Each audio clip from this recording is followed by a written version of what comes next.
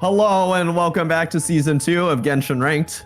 I'm your lead developer, Cuddles, and joining me on stage today is Winnie. Hello, everyone! Woo! Hi, guys. Okay, so Winnie, what is it that you do in the Genshin Impact community? Oh wow, we're going right into it, huh? Yeah, right away. Well, first of all, it's my first time here on Ranked. Thank you so much, everyone, for having me. Thank you, Cuddles, and thank you to Kaizen, who invited me in the first place and who I found out about this event from. I am primarily a Genshin streamer on Twitch and content creator. Usually my content is like more casual stuff like reacts or just like vibing, exploring, occasional molding in Abyss, because we do love a good mold, or at least my community does apparently. But I have done some PvP stuff of my own. I've held my own PvP Abyss tournament called the Whale Nay. Contrary to the name, it's not just open to whales, it's open to everyone. So I have had a this is not my first rodeo with doing PvP or competitive stuff in Genshin, but it's really nice to be part of Ranked because Ranked is something so unique that I've never seen before, even from other tourney organizers. And yeah, it's always cool to see the community come together to compete and just have fun. So Yeah, I'm really excited that we have you today too, especially because again, you have such like a long background when it comes to doing like this kind of like PvP stuff and like just with our community as a whole. Like I think everything considered, I think a lot of the stuff that you've done is honestly a really good fit with Ranked, and we're hoping that eventually we can turn this project into a little more than a project and just really expand the scope of what Genshin can do in the esports community. yeah, I mean, like I said, Ranked is so, I've never seen something like Ranked before. All the competitive Genshin events that I've come across have always revolved around Spiral Abyss, which, even though it's a cool, or rather it's a really good challenge, it's not really something that you can do with your friends, or it's not a team-based activity. Yeah, exactly, right? No, because I think that's like something that's going to make Ranked really unique, and honestly, I really want to see more of it in the Genshin space, is where you have like this social multiplayer experience where you're still doing PvP. So, again, this is a new thing we're going to be trying out, but so far I'm really happy seeing the reception to it and just how warm everybody's been to the whole process and everything. And honestly, I'm very happy to have you here as well. So Thank you. I'm happy to be here as well. And remember, folks, this is season 2 of Ranked. Only season 2. Remember when season 2 of League of Legends was around? I feel like that was like 12 years ago. Yeah. So guys, it's definitely the same concept. And look at how big League and esports is now. So I believe that, Ranked has a lot of potential, and I'm looking super forward to seeing where it can go in the future. But that's for later. But today, Cuddles, let's talk about today. We've got a really interesting match because it's going to be between two teams that made it through the semifinals. Well, rather, let's say they participated in semifinals. They made it through the entire bracket stage up until this point, and here they are. They are going to be fighting in their third place match today for a third place prize in our Season 2 tournament. So even though they won't be our finalists exactly, not our grand finalists, they're still going to be holding a very impressive title to say that they beat out all these other teams and still managed to end up closer to the top of the roster. So tonight we have Touch Grass Together versus Pixel Dismissal. So both these teams are actually very new when it comes to facing off against each other. I think in total there are 6 players out of the 7 who are completely new to playing co-op as a whole. So it's really cool being able to see that we've got these novel players who are already making it so far. Anyways, Pixel Dismissal, they had a little bit of a challenge here facing off against the #1 seed Noblesse Oblige, and then still fighting off against the very strong very scuffed gamers. But it does turn out the gamers won, and they, in fact, are going to be moving on to this third place match here against Touchgrass Together, who faced off against a 19-0 the Sanus Travelers. So 19-0? Yeah. Wow. I think this is including season 1. I don't think anybody has been able to put a stop to TST yet, but we'll find out tomorrow if that happens. Wow. That's on the 28th, same time. But yeah, so today we got TGT and Pixel, and honestly, TGT held their ground super well against the Sanus Travelers. We can go ahead and take a look at those stats a little bit later, but I mean, Winnie, have you been with any of our matches, or like have you seen like any of our matches? What's your thoughts on this? Okay, I did tune into a few matches, but I'm gonna be honest, I don't remember which ones I watched. But what I do remember, actually, I think I did watch one of Pixel's like previous matches, and I just remember there was one boss fight where, you know, it kind of looked like they actually were gonna wipe against the boss. I think 2 of the 3 members were like down for the count, but then they actually managed to clear the boss with just the 1 team member. And I'm pretty sure it was Drago. It was Drago. Yeah, Drago on Risley. Yeah. Yep. It was looking kind of bleak, but no, he was the whole reason they did not get a DNF for that boss. It was wild to see.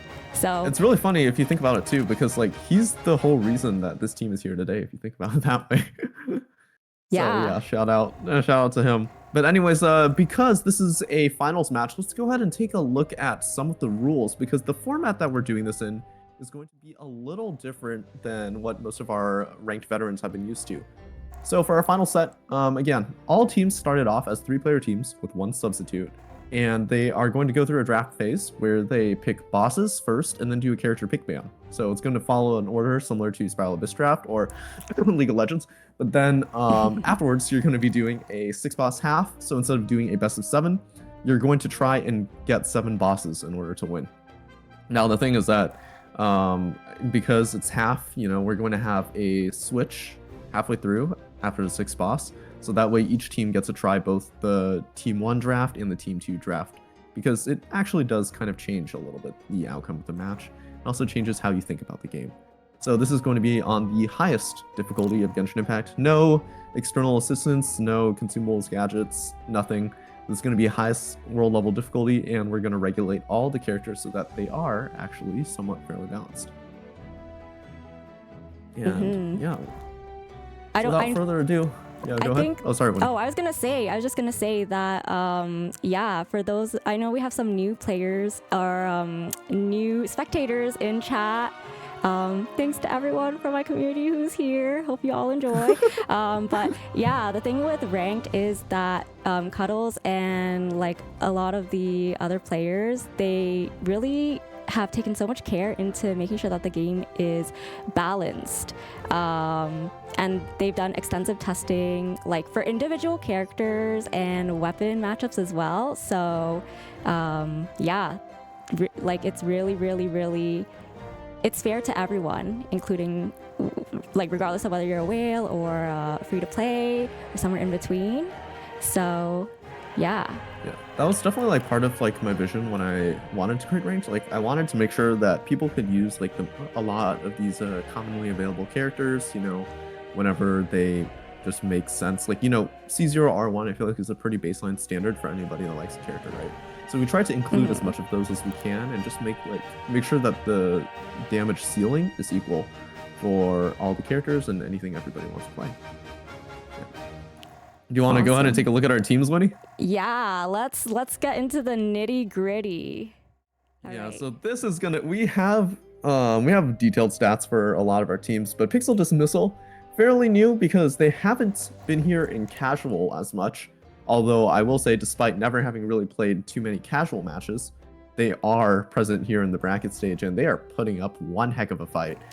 They are currently led by their leader, Eliza, who is a C0 Kaching speedrunner, even in this version. Like, can you believe that? Like, C0 Kaching in this era? C0, oh my gosh, wait. That means they've never pulled a Kaching, like, constellation in all their years of playing Genshin. Actually, I assumed it's years, but I feel like a lot of people here are like, you know, longtime Genshin players. But wow, any Kutzing mains, fellow Kutzing mains in chat, raise your hands. I know there's a lot of, you know, theory crafters that are really into Kutzing, so.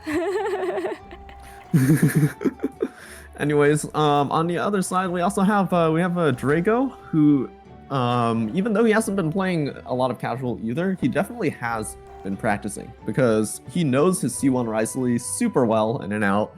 We've seen it on field before, absolutely just carry matches, and it's really impressive to see that he knows that character's mechanics super well, knows how to stay alive on him, and really being able to have that mechanical prowess is what keeps you in the lead when you play Genshin Ranked. And of course, you can't forget Kiki, who's the glue kind of holding the entire roster together because she has such great diversity across all of it. I mean, her favorite character on that roster is a C6 Xiao that she has. Oh my gosh. I think she has a lot of everything else. Yeah, she has a lot of other stuff too, so I mean, as a fellow C6 Xiao haver, Kiki, make us Xiao mains proud. No pressure or anything. I mean, look, I haven't seen the Xiao come out recently. I think his DPR has kind of been scuffed because of World Level 9. But if we do get to see it, I think everybody will be very, very glad. But yeah, these are a tight-knit group of friends that have loved playing Genshin Impact throughout their career, and now this is their first time entering the competitive field. But honestly, I think they have some pretty good looks for them, yeah. Is that why, like, Drago is the only one that has, like, I'm guessing the WR is, like, win rate, but for those who are new here, what does BWR stand for? So basically, it's just because of the way that we have it. So we have individual match win rates and then the boss win rate. So like, because it used to be like a best of 7 format that we use a lot, so we would count like the individual bosses that people would be winning. And honestly, Drago, so there are some cases where people might have really low overall win rates, even though they might win a lot of their fights, or they might not even win that many of their fights, but they still have a higher overall win rate. So it is possible for the numbers to actually not match up to where like your boss win rate is lower than your actual win rate, but there's like nuances when it just comes to scorekeeping and the stats that we do, because we actually have a very, very detailed stats list. I think it has like over 50,000 data points at this point, so it's actually really impressive. But it's crazy because like Eliza, Drago, and Kiki, like they really haven't played that much in the casual match, but we still try to do our best to collect data from all of them. So far, this has been their debut season, and they're honestly kicking. Strong debut, like right out of the gate. They're in one of the final matches already. Amazing. Yeah, for like a team that's never played much competitive before, like I think they're gonna be doing a pretty good job, and hopefully we get to see a lot of that performance today as well. All right. Yeah. So but on the other side, let's talk about our other team here, TGT, Touch Grass Together. Yeah. Really interesting. So they are led by the co-op veteran Rion, who has been playing co-op competitive through the boss race tournament season, through co-op wars, and season 1 of ranked. She's the leader of that team, and she's been there for like almost 2 years, I want to say, in the competitive scene. Yeah, but again, I think TGT has some really strong, not one tricks, but just like some really strong characters that they like using. I mean, you can see Rion's win rate on Arlecchino, 11-4. It used to be 11-3 up until they faced off against the Sanus Travelers. But yeah, I mean, that Nivolet, that Arlecchino win rate that you're going to see out TGT, those are some pretty strong champs. And let's see. So Foster is actually a Spiral Abyss veteran. So it's really interesting seeing him participate on this side of the competitive arena.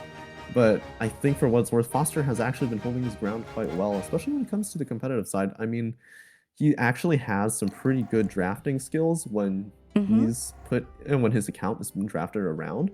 So even though he's a little new, I think he has a lot of potential, especially in future seasons.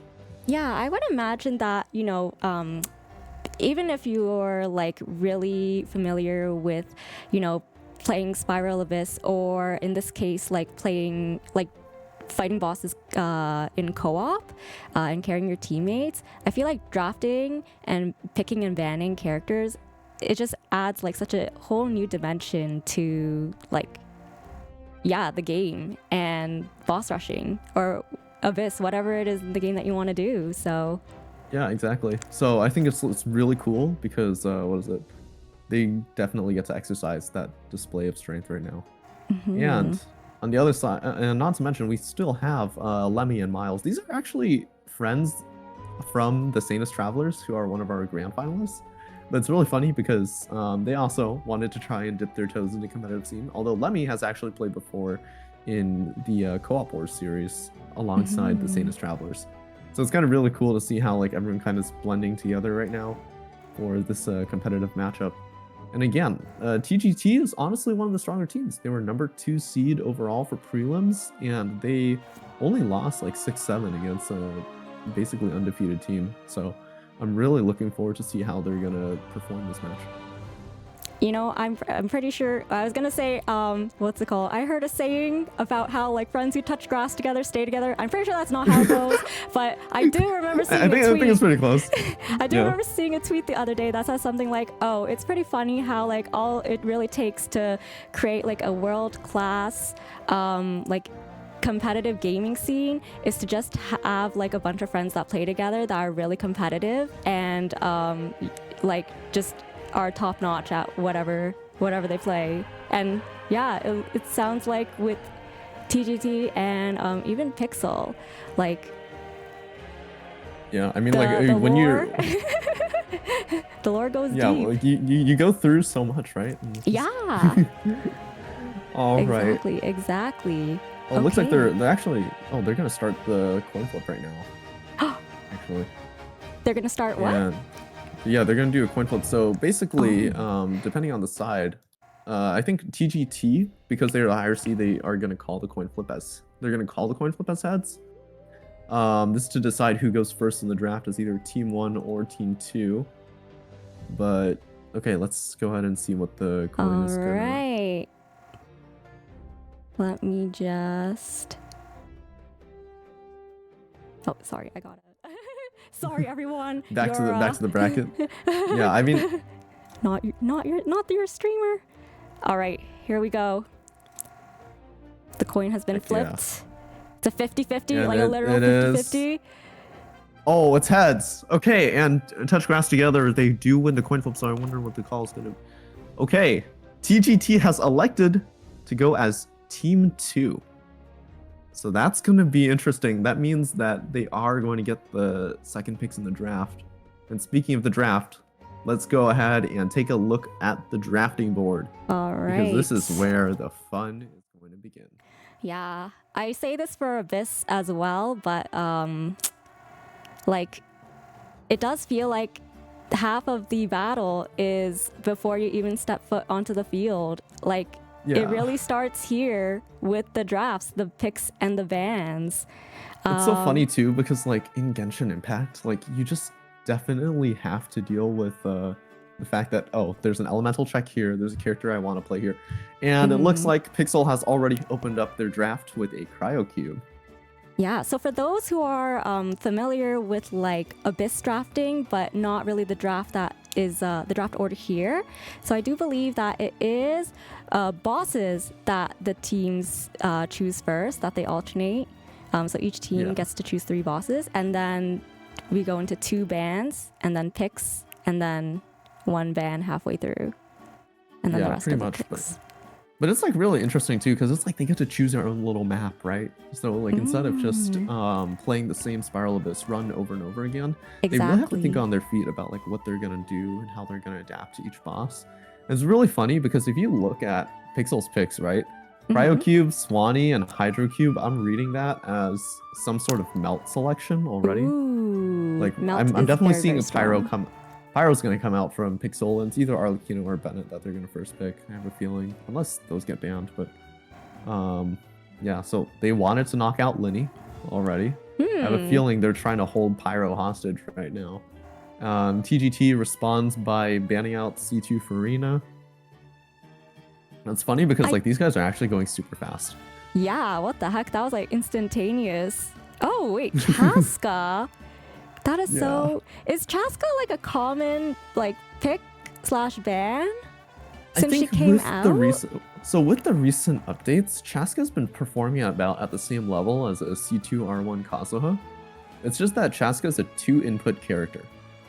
So like the amount of effort that it actually takes to have a Chaska team like deal damage is slightly less mechanically inclined. So I have a feeling that that Chaska ban is probably going to neutralize any sort of mono teams. But there we go. TGT banning out the Farina and the Nahida to try and keep their playing field equal. Because believe it or not, they don't have those two. Yeah, because what's it called? I feel like Farina and Nahida are like pretty popular, like top tier, especially in like ranked play, because Farina and Nahida I feel like are very strong, like in, you know, other like traditional Genshin teams, but especially here with both their on-field and off-field like capabilities, they're like really they're like banned or picked right away. I feel like I don't even get to see them play because they're just banned all the time. Yeah, insta bans, insta picks, just because like, you know, you can get super aggressive with the damage, but that's really funny. Exactly as they kind of predicted. So they decided to grab the Arlecchino first, trading the Bennett and the Ganyu. But I do want to mention that TGT doesn't really have a good Pyro as a follow-up. And right here, Pixel Dismissal, they can pick Arlecchino, Risley. They went for that melt, right? And I have a feeling there's going to be a Kazuha or a Shalonen somewhere. They can already get a full team.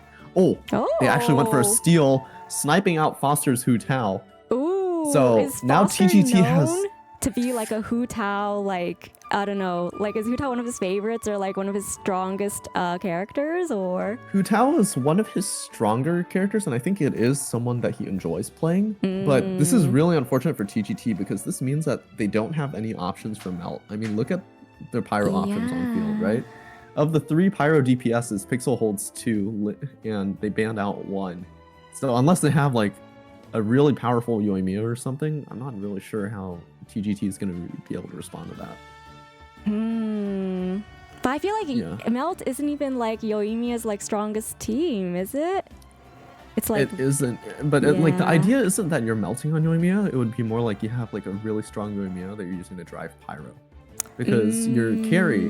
Because if you think about like a melt team, usually your carry is the cryo. You usually have the Pyro guys like applying as much Pyro as you can, so the cryo guys guarantee to melt. Yeah. But here we go. Anyways, moving on to the second half ban. Kanish. So TGT goes with the Kanish ban, which is a little interesting, and then Pixel decides, hey, I don't want that Novelette. That's a little too easy, a little too chill gameplay, I guess. And TGT again forced to snipe out the Shalonen in order to limit Pixel's DPS's options. But this is not a very optimal draft for TGT. I mean, like, you're looking at Ganyu, Bennett, Kazuha, Shalonen. You only have 1 DPS ready. And Ganyu is losing. Unless they manage to pull an Ayaka, they can play mono cryo if they want with Ganyu, Kazuha, Ayaka, Ganyu, Shalonen, Ayaka. But that's not really great for this boss draft. Yeah, especially considering like the first boss is the Cryo Cube, which is immune to cryo damage. If I remember correctly, it's not even just a resistance. So yeah. So man, this is a really spicy situation for TGT to be in. I think Pixel Dismissal, they read it really well, is the best way I can describe. Like, they read the draft super well, and I think they're just going to be able to control this first half, I have to be honest. But there we go, Clorind comes out, and maybe Clorind Bennett might be able to save this team, but it's going to be Clorind Bennett and what? Okay, and Yalan comes in last, and this is a little wild because TGT has drafted basically a full rainbow team, which is Oh, they have like 1 character from every element. You're right. I would say that's pretty well-rounded. Like, it's well-rounded for. I mean, I guess it's well-rounded for elemental checks, but it means that you're gonna. I don't know. I'd have to see it work. I imagine you're gonna play Clorind, Yalan, and maybe Shalonen, get a taser team in there of some kind, but I don't know. You're looking on one side, you have the strongest DPSs imaginable, and then on one side you have the strongest supports imaginable. So this is going to be a really interesting face-off right here. Yeah, because I do remember you saying, Cuddles, or like just reading in general, like in the ranked server, and like hearing people like Theorycraft, about how just because like there might be a character that's like a really, really good support in traditional Genshin meta, because of how ranked is with, you know, like the co-op experience and you're playing simultaneously with 2 other people on your team, sometimes like a really good off-field support or DPS is just not as strong here in ranked. Yeah, so that's where like it's really interesting because then it's like even though you have Bennett, Chilone, and Coswell, like I would love to have all 3 of those on one team, right? That's just a wheelchair right there. You know, they're not even a wheelchair, more like a stretcher. They're carrying you out while you're falling asleep. But my point is, like you have those supports would be really great if they were stacked together. But when it comes to 3v3, you need to have some damage. So I'm hoping maybe for TGT that Chlorindulon is probably going to be what carries them, but it's still a little too far to tell in my opinion. I think this match, right now this half is favoring, I want to say it favors Pixel almost, just because you have Arlecchino, Hu Tao, and Risley, and then you also have like Melania as well on that team. I think for what it's worth, Pixel could easily go 4-2 this half, and TGT could put themselves in a very difficult situation. Actually, I do wonder because like I've seen tier lists of, you know, characters that are really, really popular to play in ranked, and you know there's even some that are from this draft. Like for example, we've seen a lot of like Arlecchino, Nouvelette, Yelan, Chlorind, but are there like any bosses that are really, really popular that you see people picking like over and over again?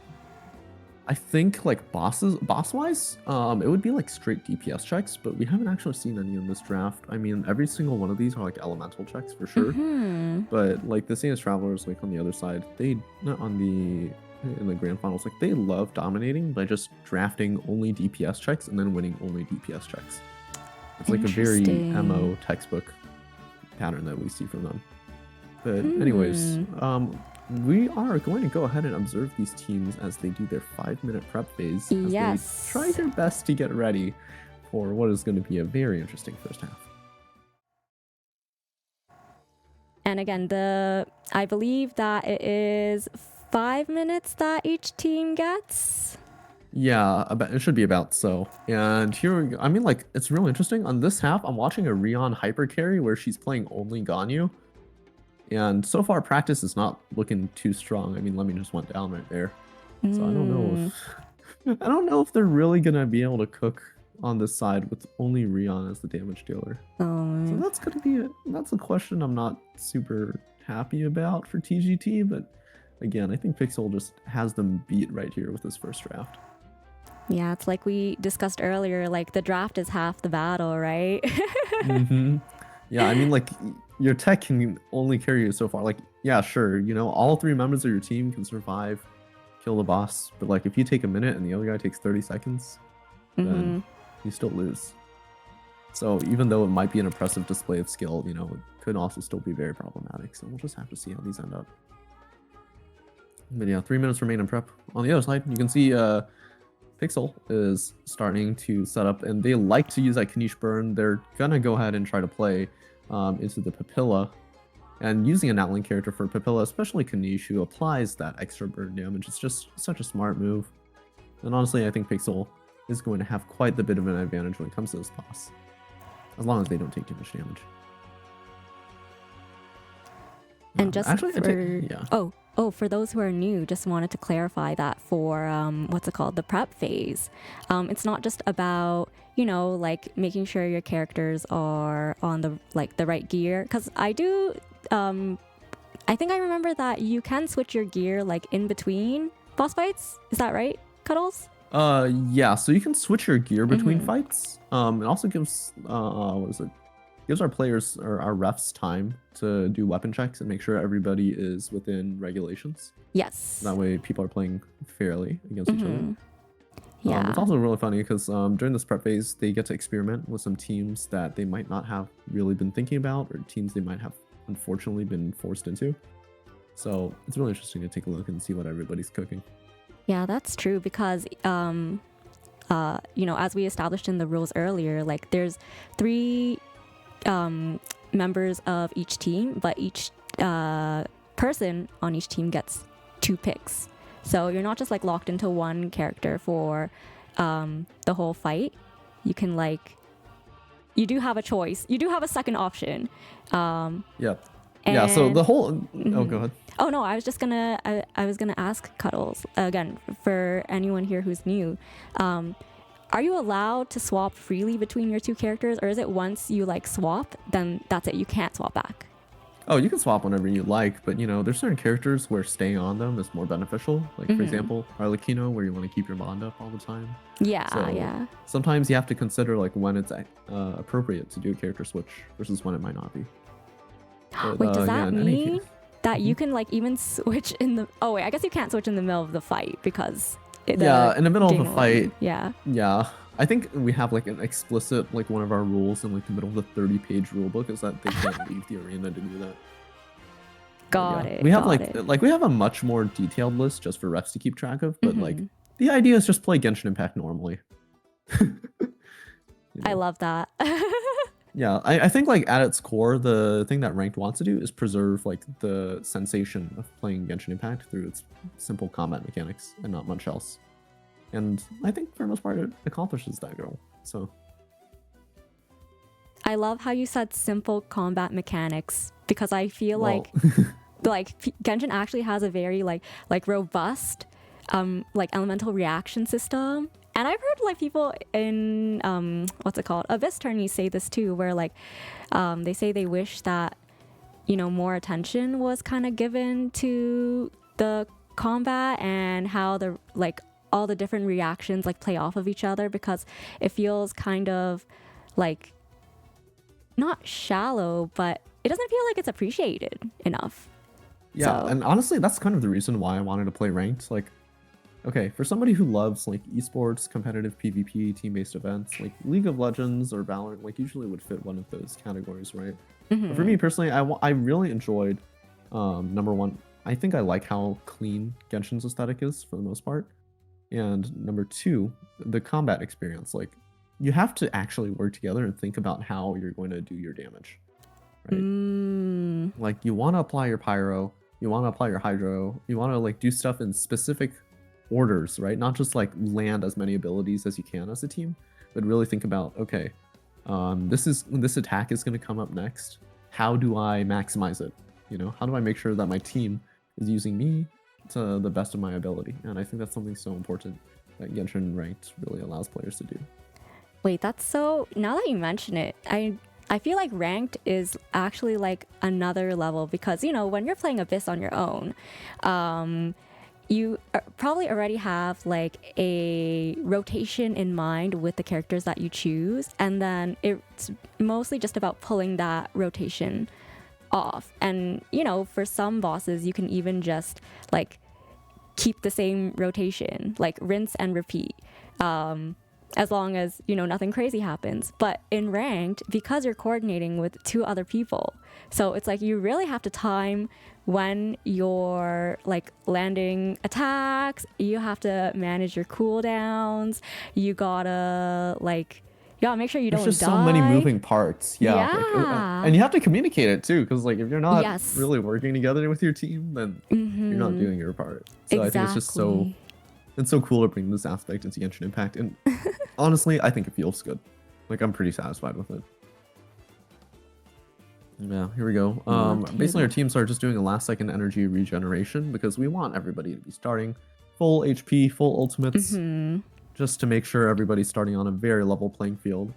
And we can go ahead and watch a Pixel Dismissal, as I think they're going to go ahead and get situated for...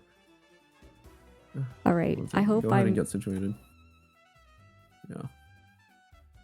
Did I do this correctly? Yeah. We're just going to be watching them do one last energy generation. It's the last, what's it called? Last prep. I wonder if they're nervous. Do you think they're nervous? I feel like they definitely have to be a little. I mean, what is it? I think Pixel talked about how they have to take multiple bathroom breaks because... Wait, what? Yeah, really? They were typing in chat earlier about it. So, yeah. Anyways. Here we go. I love that. All right. I think everyone's just trying to, yeah, clean up a little.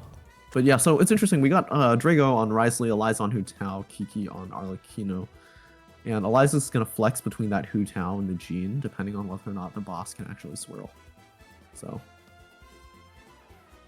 yeah. And in case you're wondering what the ref is doing right now, this is so that, you know, when you load into Cryocube, you just don't freeze to death. Mm-hmm. So I think there's like a lot of like small, minor open world precautions you just have to take when you know, play a game like this. But yeah, I mean, that's true. It's not isolated. They are like in the abyss. Yeah. So here we go. Just to check, doing the built out that Mappamare on C1 Ryo. Oh, but I don't Pulse on Tainari. That's looking like my Tainari, to be honest. Oh. Because here's the thing, they're gonna have to start. They have to start Drago on Tainari because it's Cryocube. So it might not be. It might be a slightly suboptimal team, but hey, you know, it's kind of a choice they have to make. It's whatever works. Mm-hmm. It's like C0 R1 maxed normals. This Milani. I mean, Kiku's gonna be pretty much a damage carrier of this team, if I do say so myself. Based off of what we've seen so far from the boss picks and the team comps, Cuddles, who do you think is gonna? I think you mentioned that it's a. It's gonna be a 4-2. I think Pixel is gonna. Pixel should take this one because just of how strong. Like they have 2 Pyro DPSs plus Tainari for extra. Like I don't see a reason they would be losing this at all. The next boss is gonna be like APEP, and then I think I also saw Hydra Cube and Swanee. Like those just really favor Pyro DPSs. So I wouldn't be super surprised to see Pixel take the win on those. Because they might not win Capellius. I think TGT Rion, like she just really loves to draft aggressive bosses to intentionally kill players. So Papilla and Capellius are reflections of that. So, but she drafted them super late in the rotation. So I'm not sure if they're gonna steal enough HP away from Pixel that they're going to need to like sacrifice DPS. And here we go. Caesar R1, Staff of Homa on Hu Tao, and Jean is gonna be C3 on Freedom Sword. Here we go. I mean, the teams are basically ready to start whenever they need. I just realized this team has no like sustain really. It doesn't, but I mean it's Cryocube super early. That's true. I feel like at this advanced level of play, you know, you really shouldn't be that worried about taking damage on Cryocube. Although it happens. Don't get me wrong. I've seen it happen before, but you know, definitely for the more experienced players. And I think Pixel Dismissal, despite being new to the competitive scene, are very experienced Genshin players. I don't see a reality where they really messes one up on their side. Yeah, that was making me think because like I was wondering if teams might intentionally draft like earlier bosses or like bosses that were released in like I don't know Genshin V1 or Genshin V2 more than like more recent bosses, because I find that the recent bosses are like they hit pretty hard, but I mean if you're facing like like the Cryocube, it's like, oh my gosh, wow, that is a whole look at that HP bar being melted, holy cow. Oh, but it's not going to be enough though. I don't think this was optimal for Pixel Dismissal, and even though they have that Hu Tao ult and even though they have that Arlecchino, I really was expecting a little bit more damage. So I'm genuinely surprised they didn't one cycle that. They didn't one phase it. Regardless, so Draco is going to be able to clean up here on Tainari, just spam those quick charges in, and Hu Tao's going to entry. Gonna go ahead and secure that kill for 36, but I think that time is a little slow. There's a chance that Touch Grass together may be able to take advantage of that. Ooh. Yeah, so we'll go ahead and see what they're doing on the other side. All right, let's I love Twitch. All right, here we go. Again, they want to run Taser team here. You can see it, but I'm not sure how much you can really Taser off Cryocube. Yeah, Clarend, Yelan, and Shilonen. Yep. And here they go. They're all ready, and the match is going to start on their side. Remember, I mean, their time to beat was a 36. 36, 39? So I'm pretty sure, yeah, something like that. I'm pretty sure TGT is going to be able to land that. Unfortunately, they don't get the good RNG either. Oh no! Both teams actually got equal RNG, but the positioning is really terrible right now. Clorin is a little far back, and so is Yelan. I don't know if they're going to be able to cycle that damage. Ooh, okay, and that's less than halfway so far. So it's really funny because Cryocube, although an easy boss, is looking to be a little suboptimal start for both of these teams. Rion throws that Clorin ultimate onto the field, and that's going to hopefully chunk this thing into the next phase. Oh yeah, and I feel like it's this part with the shield that's really yeah, slow. And they don't take home that 36 at all. So Pixel Dismissal again with that Pyro. Even though both teams got that subpar RNG, I mean, that win is first going to go to Pixel Dismissal. All right. Well, not the start that they were looking for. Touch grass together, but hopefully they'll be able to win their pick now, going on to the elusive APEP. And this is going to be a little bit of a difficult match to play, I think, specifically for the team that Pixel has drafted. Wait, this is it's been so long, but is in APEP the boss inside the domain the weekly boss? Yeah, so for weekly bosses like these, we have refs manually trigger the cutscenes, but there's like select bosses that we figured work super well. Like APEP is a really good one because it doesn't have any load times, but bosses like Tartaglia, Signora, Raiden, those have like some scuff when it comes to their loads. For sure, so for those reasons, we don't really want to include them. I mean, like Raiden Shogun, actually, I'm considering adding that later. There's a bit of RNG when it comes to the specific phase that you get. Anyways, here we go. They decide to go ahead into an early opener, and everyone gets staggered a little bit. Ryo goes ahead and does a little bit of that ultimate damage to try and set up for Arlecchino, but Arlecchino doesn't have Bond just yet. That's a little interesting, seeing that Kiki has had to sit this far back, doesn't have that E up at all. So that's going to be a major DPS loss for them. I think they're just honestly waiting for Arlecchino to maybe get some damage out. Yeah, she's just there running around. But there we go, there's Bond, and finally, just about to set it up. I mean, that 23-second cooldown is pretty devastating, especially when you miss it. But there you go, there's the Absorb, and they can finally cycle it into the second phase. I think Pixel Dismissal are going to be quite behind on this clear. I was pretty sure that Touch Grass would be able to win this one. I think this really cements it now, knowing that they're playing Arlecchino, Risley. You know, they don't have the greatest grouping imaginable. I mean, you can see already Jean's knocked everything out the area. This is like just not good spacing, I think. But you think about TGT, they're gonna have Kazuha for this phase. Yeah, and that's really gonna bail them out of that first loss that they just had. So I think for now, if anything, I think Pixel Dismissal's best interest might just be to play for Arlecchino Bond. Honestly, I could see that as a read, but then again, like domains also kind of mess up Arlecchino, so don't get wrong. Just a little suboptimal run right here from Pixel Dismissal, but they're gonna have to just play with it and see how far they can go. I mean, Risley Q missed, unfortunately. I forgot how long this phase like actually takes. Yeah, I mean, like, I'm used to playing Kazuha in this domain so much, so like for me, this thing gets done in like a minute, but man. This is it's a little bit of a slow clear, especially for Pixel Dismissal. Unfortunately, but they're healthy. Jean is not as that good of a grouper, I feel, but at least I'm not sure if Jean really has any grouping capabilities at all, if I'm going to be honest. I mean, here we go. I think if you target the E properly, but yeah, it takes a lot to pull it off. I will mention that they are playing that C2 Jean, which is pretty nice because it does give the whole team like a little bit extra DPS bonus.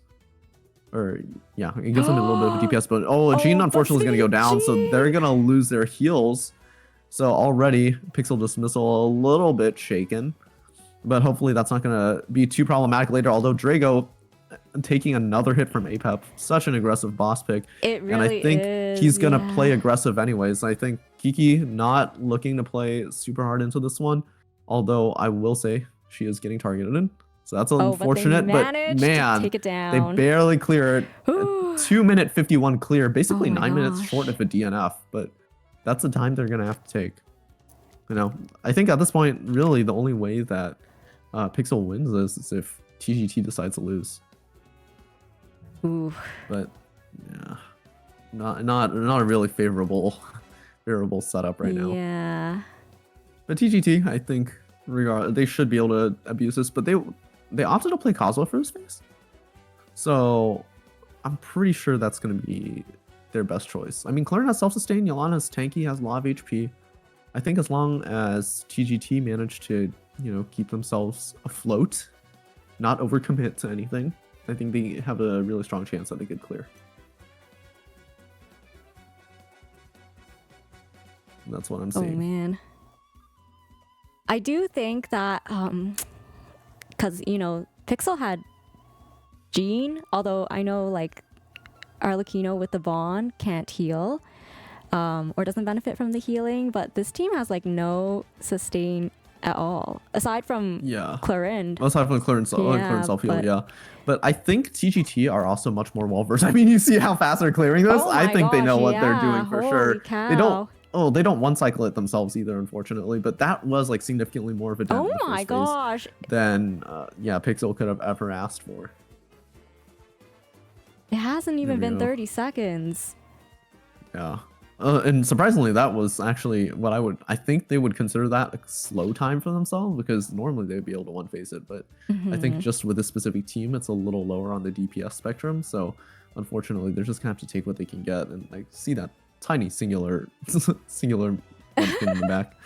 Clarin finds that shot and manages to land it, but again, they're really dependent on Kazuha for this phase, and it really shows. But it's really nice too, because I think if you combine, Kazuha ults with Kazuha E, Clarin Q, and then Yolan Q as well, like you cover a lot of area really fast. For sure. It kind of goes to show, because they're kind of just running in circles here, already able to get that transition going on.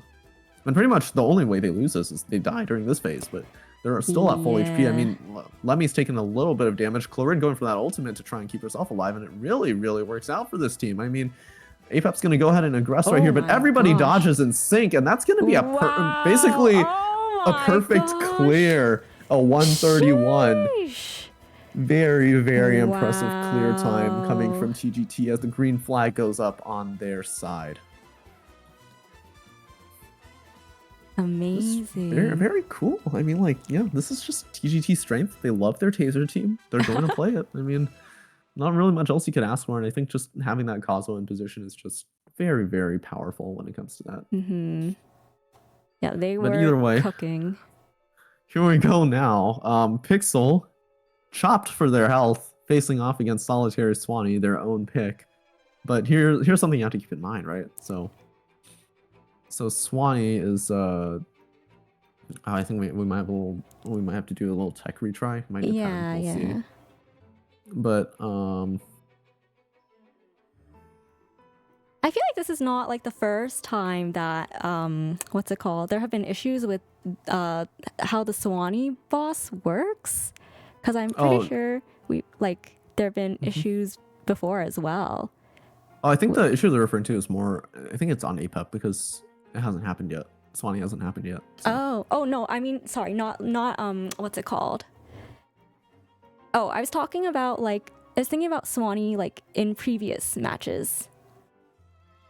Oh, you mean how? Well, I think Swanee is actually fine. Pretty I remember the match you were talking about, and it's it actually wasn't a tech at all. Oh, that was completely normal. That was completely normal game mechanic. Oh, okay. I guess the players just thought it was a tech, but depending on ref call, we'll see. I think they might be waiting for a clip or something. I think they want to see if they can contest their attempt. Just to double check, yeah. But anyways, here we go. They're gonna go ahead and start up Swanee. You got Jean on Fav right now, trying to make up for that missing HP. Drago already taking a big hit right there. But again, the two Fontanians are gonna have to try and make up for that missing HP. Arlecchino is ready, but doesn't want to absorb just yet. I think Kiki's just waiting for an opportune moment to where Drago's gonna finally knock it down. So again, she's just hovering, and there's the freeze, and there's bond detonation, and there we go. There's the absorb. But I don't know. I'm not exactly sure what's going on here. I'm gonna be honest. I think maybe they're aware that they weren't gonna win this boss. Maybe they plan to sack it, but regardless, you can finally see the Arlecchino damage come out now. So I'm really trying to figure out what Pixel's DPS plan is right here. I mean, you have Drago, who's already being the solo damage on field, basically, right? I mean, Eliza is just there to proc Vivi, proc Fav. And then Kiki is playing super, super slowly, although I will say that was an early absorb right there to try and squeeze out some damage, which I think she is able to manage, and that's going to be a 1 minute 6 clear on Swanee. But in terms of facing off against TGT, that's going to be this might be a free TGT win. I think they actually might be able to turn the game around in their favor too. Yeah, I do wonder what they were waiting for, or like maybe the what's it called?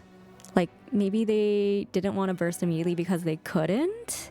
They were waiting for like energy generation, so, or they wanted to like, they just wanted that extra assurance from like getting like their full HP back. But yeah, I think there's a lot of logic to playing safely, and I wouldn't be surprised if that was like a lot of the reasoning behind the decision making there. Yeah, because again, if they felt like they wanted to play safe, so that's a really interesting question.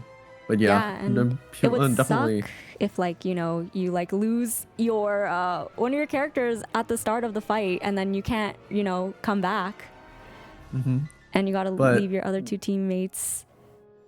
Yeah, speaking of solo DPS though, I mean, like you're looking at Rion right here, basically the solo damage for that team. Here we go, Ganyu Q onto the field, and honestly, Rion's just waiting for Bennett at this point. Once you have that Ganyu ult down, you know, it's just kind of smooth sailing from here. I mean, it covers such a wide area, right? Bennett can pretty much play wherever he wants. Ooh, that's going to be a little bit of a tag on everybody, but it's not going to be an insta-kill. Bennett goes for an early ult anyways. Ganyu not having that ultimate up yet, but there we go. There's a shatter, there's a break, and now Foster's going to throw out that Q, get that extra damage in, so Rion can start doing 270,000 damage per charge attack, and it is working. And maybe this team is cooking something after all, because Ganyu is going to get that team a 50-second clear. Holy cow, that happened so fast. Oh my gosh. Yeah, I mean, hey, Cook is a cook, right? I mean, it's just very, very impressive builds. And I mean, when you do a hyper carry like that, you know, you are banking everything on your one player. You know, Bennett's a healing support, right? And you know, you still have Kazuha there for a little bit of shred. But realistically, if that Ganyu goes down, which, you know, she very well can, she's a hard character to play. She only has 15k HP. Like an actual glass can.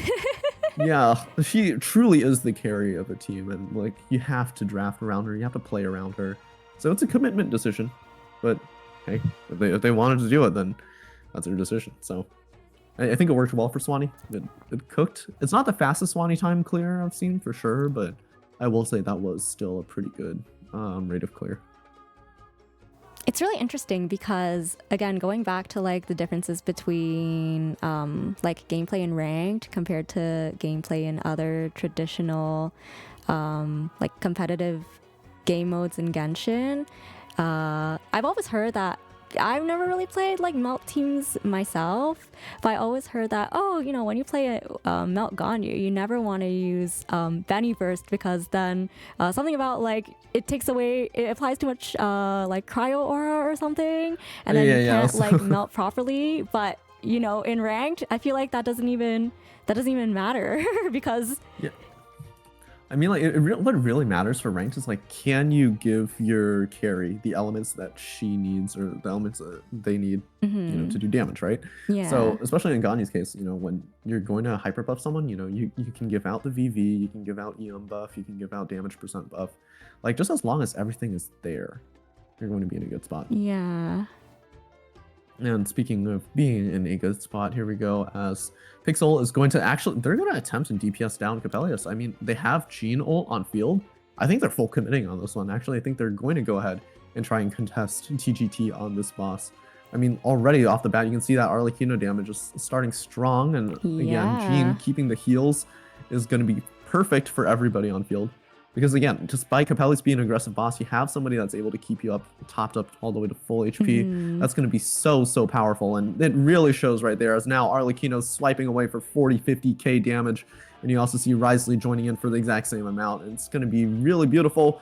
Drago throws that Q perfectly timed to get that iframe off. And unfortunately, it's going to go into Oh, it actually it's not gonna matter because the Fontaine Yeah, mechanic. that shield just went down Oh, one but Draco hit. goes down, so now it's up to Kiki as to Oh. whether or not they can clutch the match. And I think Kiki No, is going I to be able to believe. get away with it. Lands another Yeah, charge shot, there we and that go. is going to be the kill.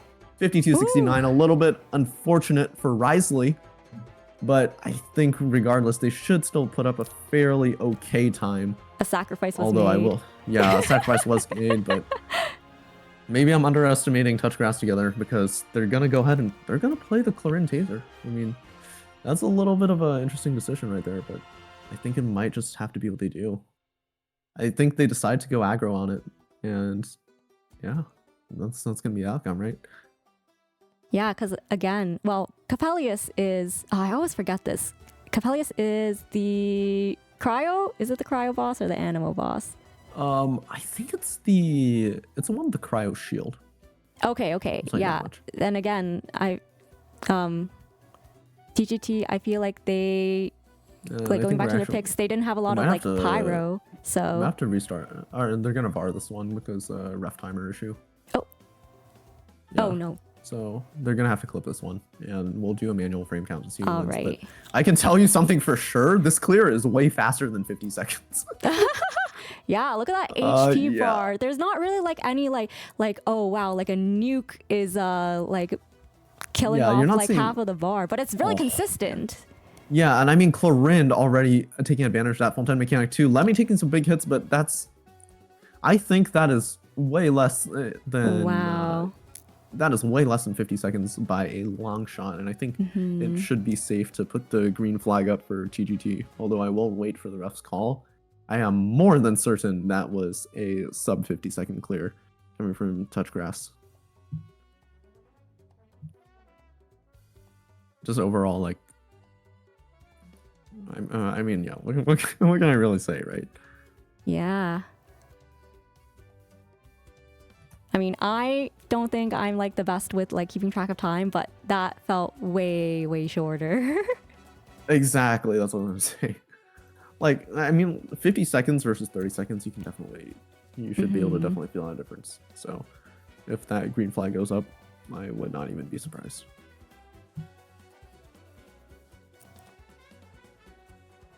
Well, in the meantime, Cuddles, going back to what's it called?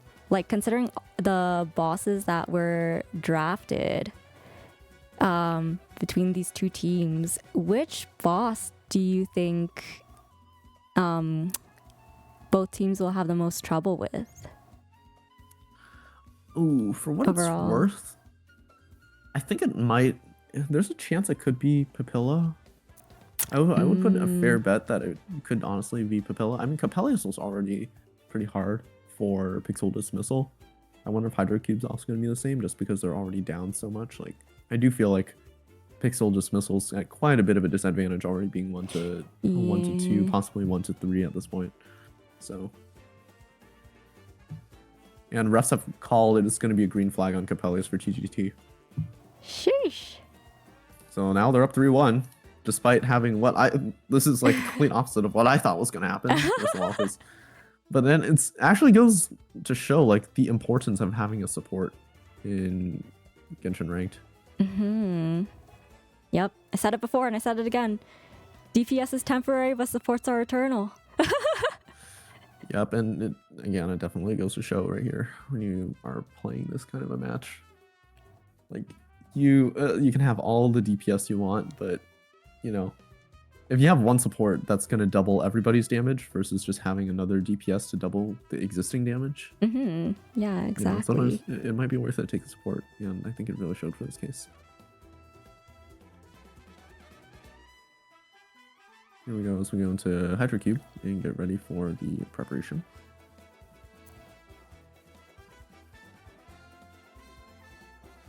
This is going to be a very important boss for Pixel Dismissal to win. I think they can do it because they have Hu Tao and Arlecchino anti-Nari.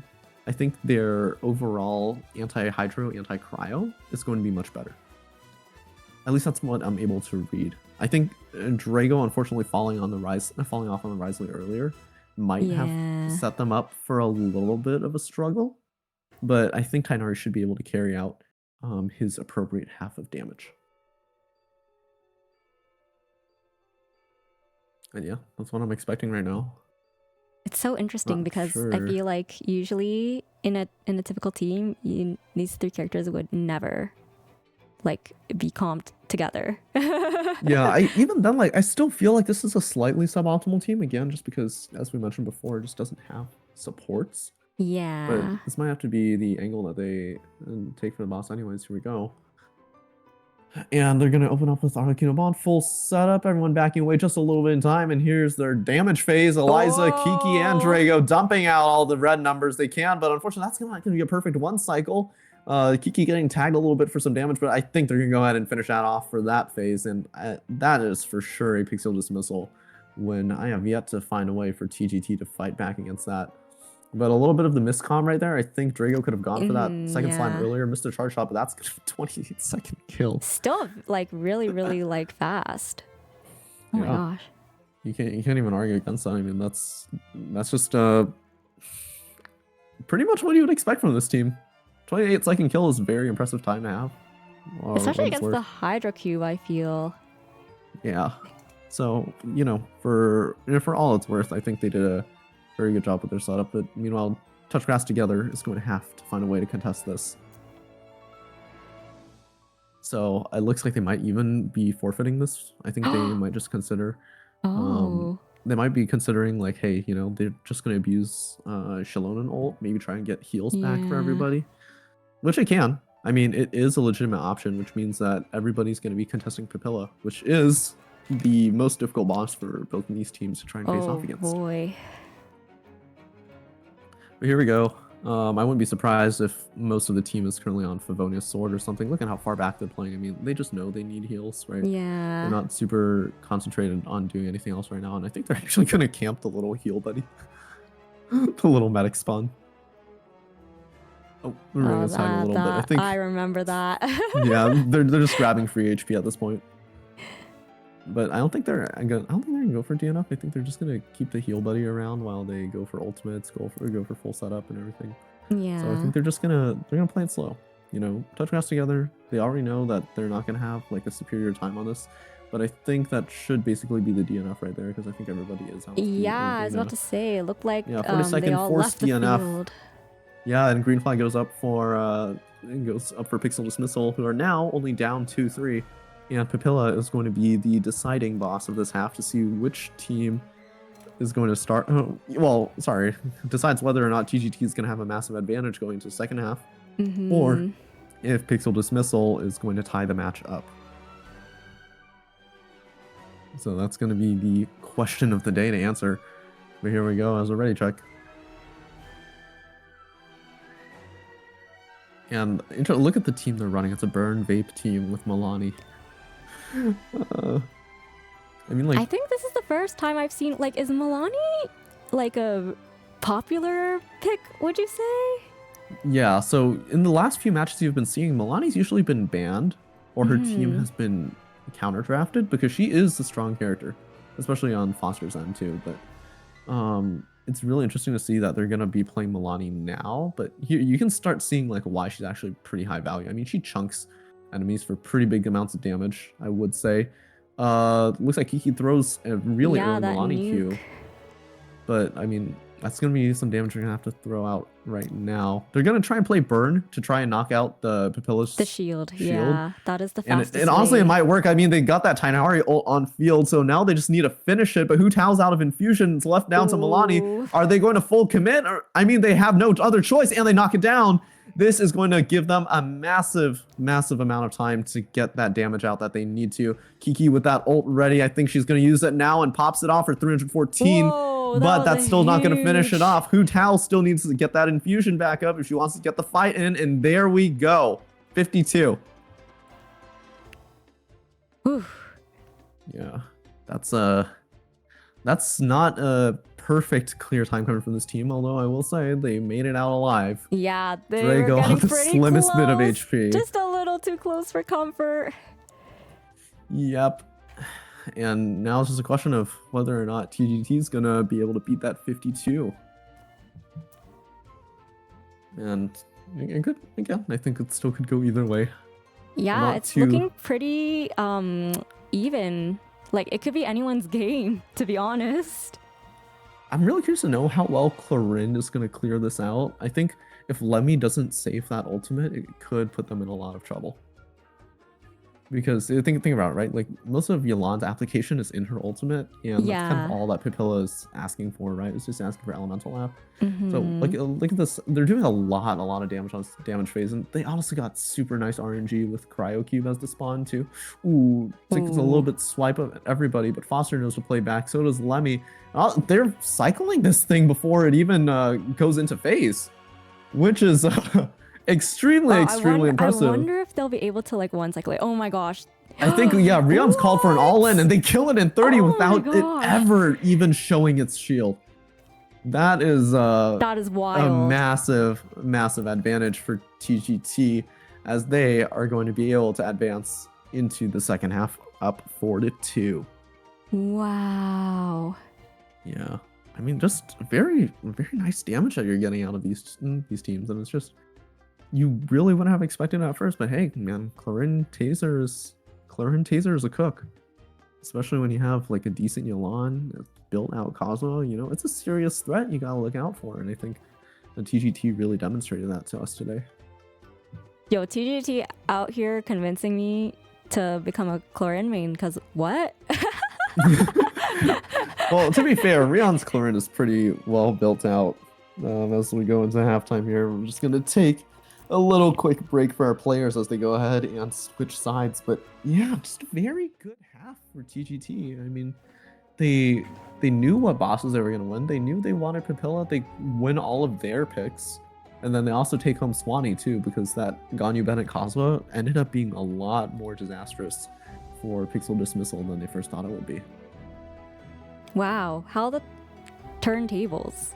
Because I remember at the drafting table, we were like, ooh, like, you know, they don't really have like pyro going in, so what are they going to be able to, how are they going to be able to fight this? But yeah, like, I mean, their picks didn't revolve around any pyro, I guess, and it just, they happened to be like, hey, they were confident in their 3, they won their 3, and not only that, but they grabbed Swanee on the way home, which, to be honest, I was not expecting Swanee to go as hard as it did.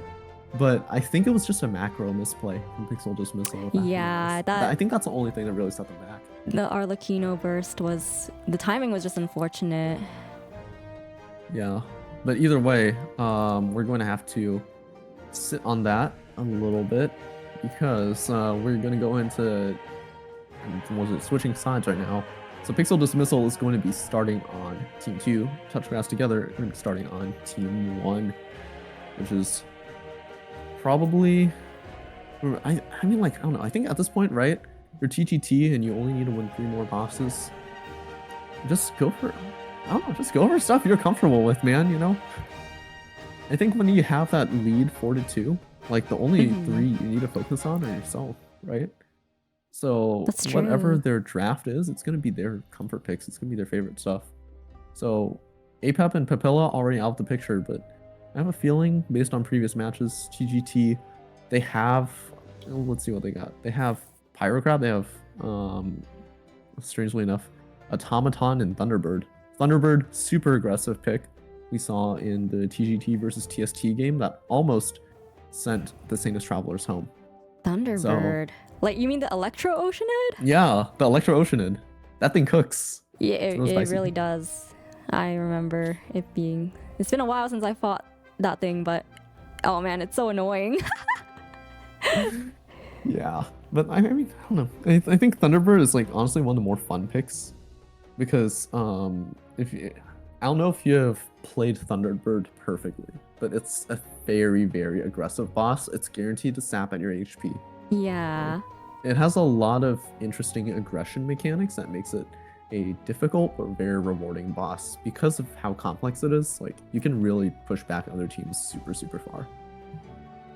Well, I feel like it's not even just like the HP sapping, but also the from what I remember, I think Electrobird also like saps your energy, right?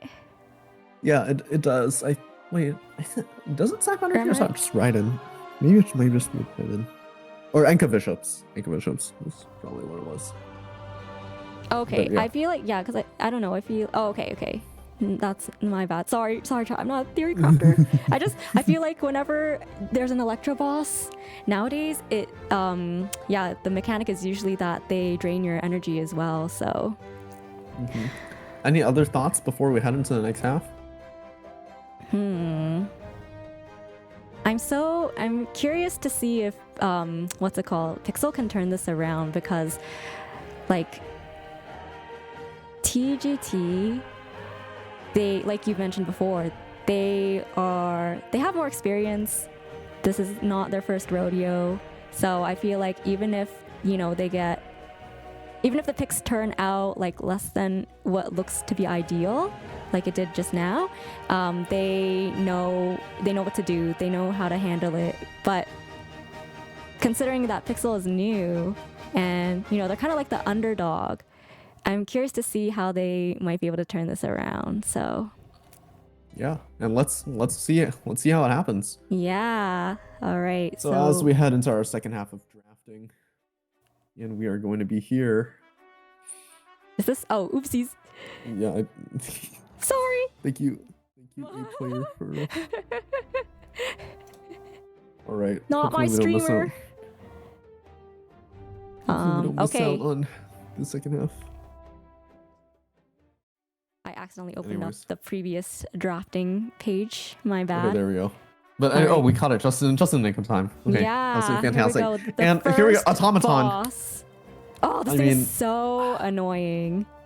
I read it like just right off the top of my head. I knew they would do that, and then follow up as Pyro Crab. Interesting choice from Pixel Dismissal, but I guess they want to play Hydro now. Mountain King coming in from TGT. So. Not sure what I'm reading, honestly. I can't really tell what I'm looking at. Like, it's still up in the air. Okay, Pixel definitely wants Hydro at this point. There's no reason you draft those two without wanting Hydro, without wanting Cryo. And it's really going to show. I love EFG, actually, one of my other favorite bosses. Really? Because here's the thing. It's so one-shotty, right? That whenever you play perfectly against EFG, it is the most satisfying boss to play against. I think, without a doubt, EFG is the most rewarding feeling because when you know that you land every frame perfectly, when you hit every single DPS window on that boss, it feels good. I'm gonna tell you right now, you have to try it.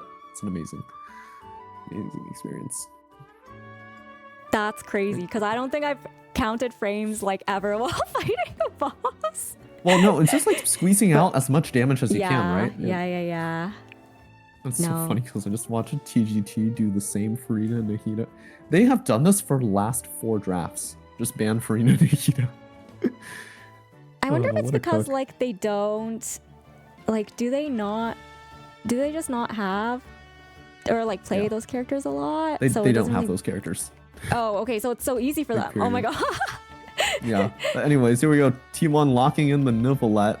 So now Pixel Dismissal, in terms of Hydro options they have left, I mean, they still have Yolan, but I wonder what they're going to run Yolan with. They could honestly play TGT's own hand back at them if they want to play a Taser team. Yeah, that technically is an option available. That's true. I feel like Taser teams are so like underrated. Yep. There's the Yolan lock, and I wonder what they're going to follow up with. But I think regardless, I could see a really early win right here coming from TGT. I mean, Ruleset's really going to lock down a bunch of these bosses. Yeah, Ruleset is like really, like even at C0, I'm not sure what like constellation Ruleset TGT has, but even at C0, he's so strong.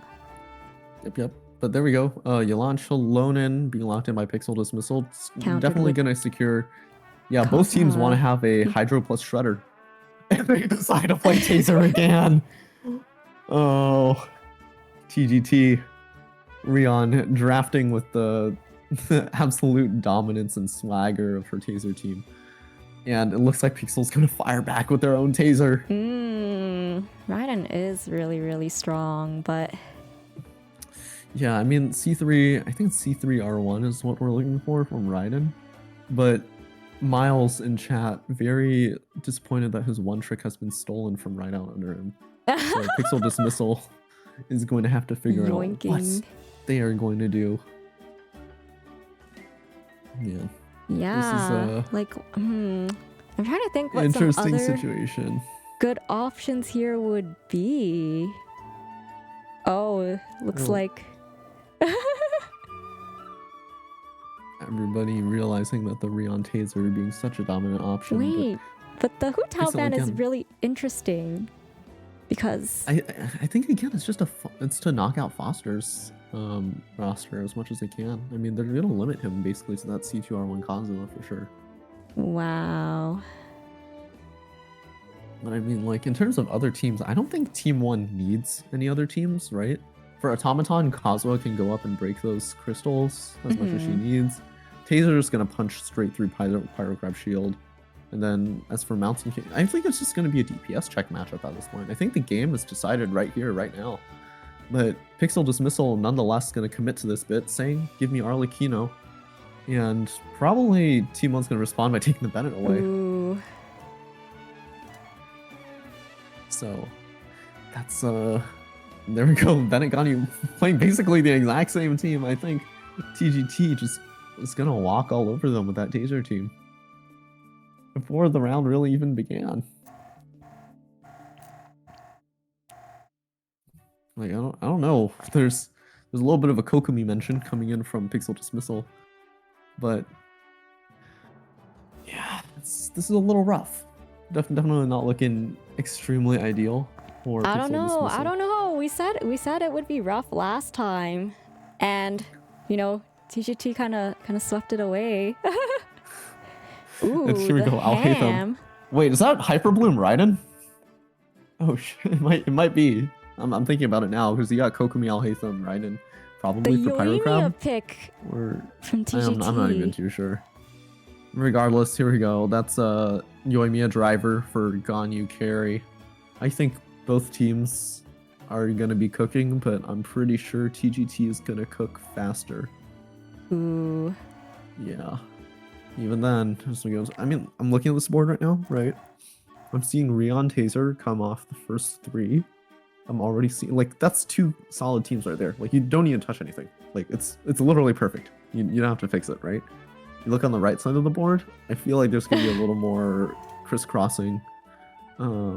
Because I really can't find a good way to make Yelan, Raiden, and... I mean, Yelan, Raiden, and Shalonen is questionable at best, especially when your Raiden is no longer active. Yeah, I mean, they could also run Arlecchino, Shalon, and Yelan, though. I think Arlecchino, Shalon, and Yelan might have to be their strongest option if they want to play any sort of a vape team. I think that might be their strongest damage. I really don't have a ton of confidence in Raiden at the moment. But we'll have to see how that goes. But I mean, like, what's it called? It's like you said, like Hyperbloom Raiden. I feel like Hyperbloom is like continues to remain such a strong team, especially if the Raiden is like what, C3 you mentioned? Yeah, it's gonna be probably. I mean, C3 is our limit. Yeah, I think we have like C3 Raiden is like the most playable, and then like everything after that. I mean, she just has to build full EM, right? But I don't know actually how heard well. that if your Raiden is like past C2, then you actually don't have to stack EM for Hyperbloom, like because she's just that strong. Is that true? I think we just have to find out. I'm gonna be honest. I'm not too much Raiden player. That's true. A little bit controversial take for me to say that I don't play Raiden, but I mean, hey, for what it's worth, I think we have a lot of interesting outcomes ahead of us. So.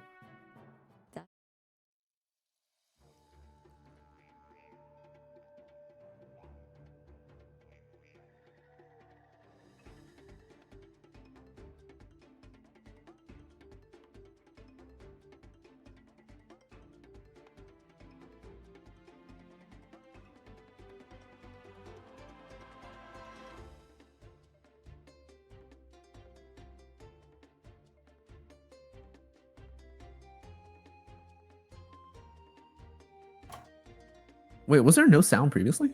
No, there was sound. Sorry, everyone. I forgot to add a sound for this for this scene.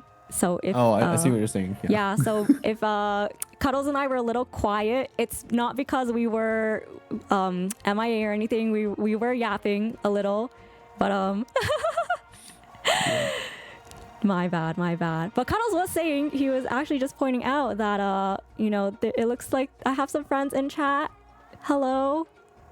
Thanks everyone for stopping by. I was, what's it called? I did announce to my community that, you know, I would be participating in this.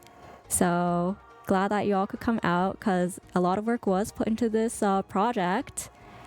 And yeah, really excited for the finals tomorrow. But even today's match is like pretty intense.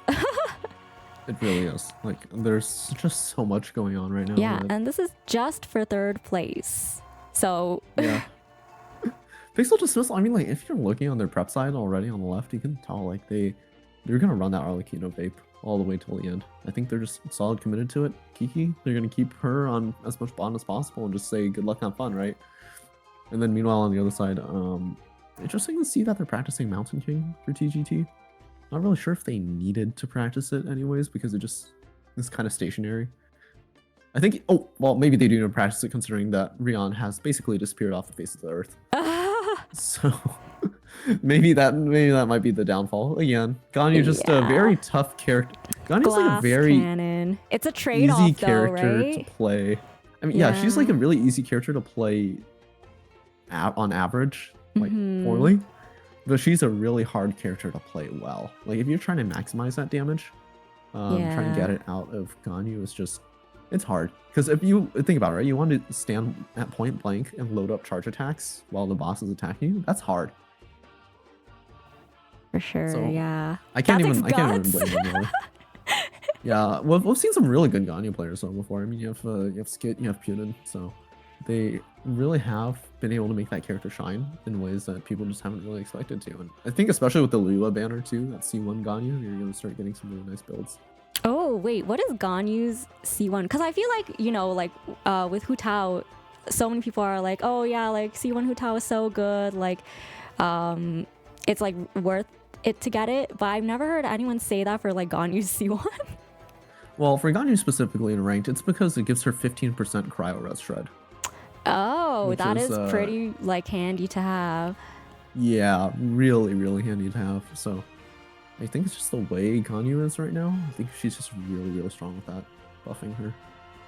And the thing is that Rion's Ganyu isn't C1, but it is on the Astral Plumage, I think. I think that's the name of the weapon. The new Natlan one for Chaska. Oh! So, yeah, she's kicking hard. Is that Chaska's signature? I think it is Chaska's signature on Ganyu, but it kicks like hell because it does take advantage of an attack stack. That is so... I love that because it's so interesting because I feel like, especially now, so many of the 5-star weapons, like, they feel so specific. And when you look at the descriptions, it's like, wow, I'm out here reading an essay. And it feels like, yeah, with some of the weapons, a lot of the weapons, they're like only specific to like one character. But for all of the like, you know, the charge attack bow users, I find that their weapons are pretty transferable amongst each other. So like, you know, you'll see a lot of people run Tainari with like Thundering Pulse. I've seen like Linny or what is it? FGM, yeah, right. Yeah, First Great Magic. yeah. On a lot of charge attack bow characters. Yeah, and it's like, well, I run my Ganyu on Amos bow because I don't have anything else. But wow, look at this meta player over here. Ganyu BIS. But what is it? I feel like bow is honestly the most flexible weapon kit in Genshin Impact. Like if you think about it, right? Because I feel like bows, you can use pretty much any DPS bow on any DPS character. But if you try to use like swords are like super limited. Like they always ask for like very specific conditions or like specific substats like EM or defense. But bows, like they're just like, does more damage when you hit the enemy. Will continue to do more damage when you hit the enemy. And it's like, man, what a great buff. So does everyone remember really cool. Like how for the longest time, if you weren't an early Genshin player, you had like no good sword for Albedo? Like there was no defense scaling sword until Cinnabar Spindle. Yeah. But if you missed Cinnabar Spindle, then it was like, well, What do you do? Was it like, didn't somebody play, it was like Traveler's Handy Sword that people would run on Albedo, right? Like, I remember it was like the only defense scaling one. Wait, but that's a 3-star sword, isn't it? Okay, but defense. I feel like at that rate, it's like better to just run like, oh, actually, I guess I was gonna say like an ER sword. I feel like a lot of people ran Festering Desire on him, which is another event limited sword. Festering Desire is great. Mine is unfortunately stuck at like R3, which is a really weird place for it to be stuck. Did you like just not finish the event or something? Okay, listen, right? So this is me. I first got back into Genshin Impact when I had like people at university that were playing it over the pandemic, right? It's 1.2 Christmas update. I log in, I'm like, I'm just gonna play Amber and only Amber. And I did that for like the next 2-3 years, right? So as I'm playing only Amber, I see, oh, you should get this weapon, it's a sword. And in the back of my mind, I'm like, Amber doesn't use a sword. I don't need this weapon. And then and the university people I was playing with, they're like, no, it's really good. It's really good. Trust me. You need to level it. You need to level it. I'm like, huh? So anyways, that's how I am now stuck with R3 Festering Desire. That's crazy. I kind of hate it. I'm not even going to lie. That is wild. Oh, and is the prep phase over for our teams now? Yeah, actually, it looks like it. They're already already checking over on TGT side. So if we go ahead and watch them, I mean, we could probably see TGT get another easy win right here if they know how to play their taser. But keep in mind, I mean, they don't have heals. So I think TGT is going to be going first because it's their time. It's their turn to start the half. Oh, here we go. And there's Neuvillette getting ready with the charge shot. Here we go. Opening up the half is going to be the famed Rion Taser with Foster C2R1 Kozma giving away most of that shred. And nobody's been hit off the initial attacks except Lenny, but he recovers from that pretty easily. He's Neuvillette after all. Keeps that HP nice and tidy. And unfortunately, Foster's going to get targeted a little bit out of position, unfortunately. At least he's not dragging that attack into his teammates. Clorind almost gets tagged, but manages to stay out of that DPS area. And it's going to be a pretty strong start for TGT. I mean, like, for what it's worth, you know, they have Automaton down to half HP, below half now as they go ahead and move on to the next phase of it. Rion and Lemmy both getting hit for a little, but that's going to be too damaging. Oh my gosh, and all here those we go. Numbers. Here's Foster's part now. And he has to hop, knocks it down, and that's the kill right there. 48-33 for TGT. Fantastic start. Look at all those orbs on the ground. Yeah. What can I say? I love walking over all of them and then just, you know what I mean? Like, it's just, it's a great feeling. Meanwhile, let's see what Pixel Dismissal is going to be able to do and accomplish on the other side right now. I have Drago, Kiki, and Eliza as they are going to try and finish off their parts. And wait, are they actually playing Alhaitham? There's no way.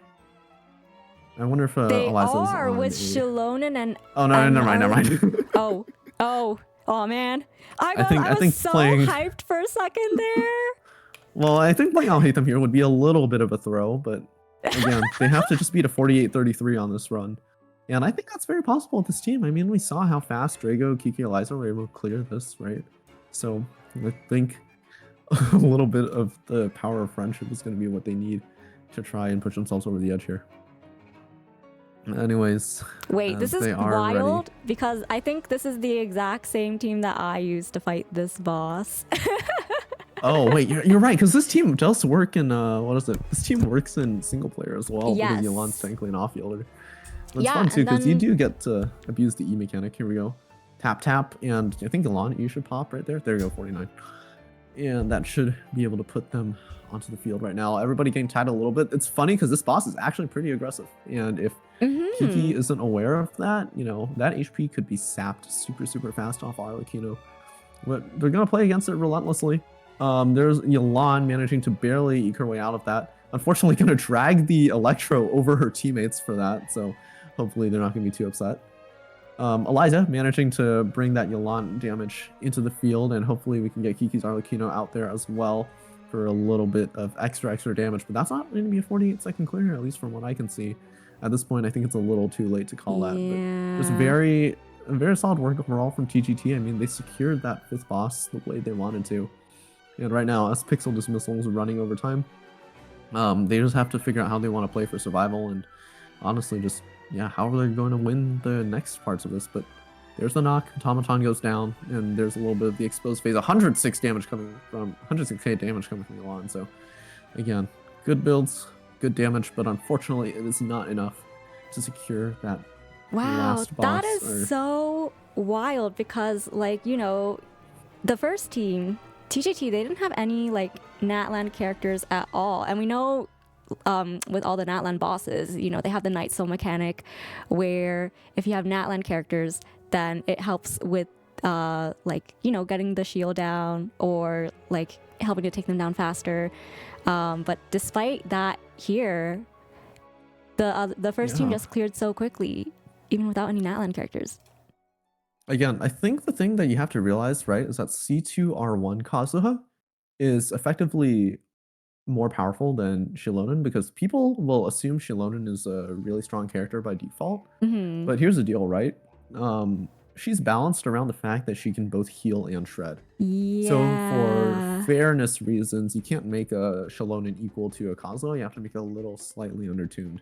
For sure. So it's kind of yeah. it's something that is just the nature of, you know, character balancing and everything. C2R1 Kazuha is just such a phenomenal support overall. It's really nice to see where he stands right now on the field, and honestly, I think he deserves the damage that he does. But here we go. Foster lands a little bit of the nice swirl, and honestly swirls Electro, which is going to be a little interesting, but that doesn't matter because Taser Team's going to go ahead and break this anyway. And now you have full DPS coming onto field. And look at that. That is sub 20 for sure. So TGT fast. are definitely going to take that for a 2036. Is this the fastest time we've seen so far in like today's matchup? I don't think it's a world record, but it's definitely up there Yeah. for one of our matches. Like, that's a very impressive clear time to have for a Taser team.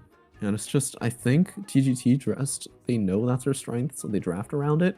And it's really, really starting to show. But maybe Pixel Dismissal has a way to contest it, although I will say 2036, man, that is just so difficult. I think TGT might be able to walk away with it.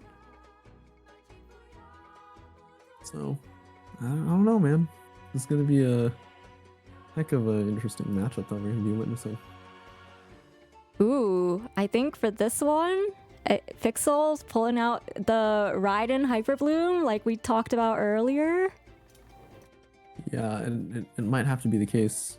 But here they go. I mean, Drago, Kiki, and Eliza, they do in fact pull out the Hyper Bloom, and wait, it actually does cook kind of hard. The thing's already down. So maybe they are going to be able to contest that 20-second time. Yeah. Oh my because gosh, now they only have 8 seconds left to try and shred all the damage. Pixel Dismissal fighting their way through till the very end. Can they grab that 20-second time? Unfortunately, they cannot.